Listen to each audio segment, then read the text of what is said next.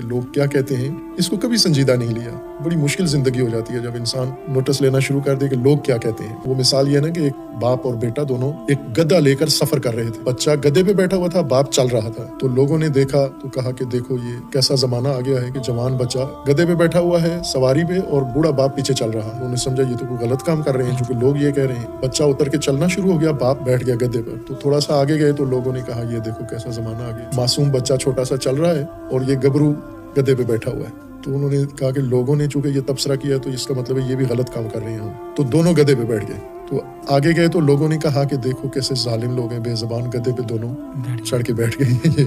تو آخر تنگ آ کے دونوں نے گدھے کو سر پہ اٹھا لیا. اگر ہم لوگوں کی رضا دیکھیں تو پھر تو آپ کو گدھا سر پہ اٹھانا پڑے گا, اور یہ اٹھایا ہوا ہے. بہت سارے لوگوں نے گدھا لوگوں کی خاطر سر پہ اٹھائی ہوا ہے, لیکن ہم نے شروع سے یہ لوگوں سے معذرت کی ہوئی ہے کہ آپ کی خاطر ہم گدھے سر پہ نہیں اٹھا سکتے. جو کہنا ہے کہو, آپ کو منہ بند بھی ہم نہیں کر سکتے. آپ کی باتوں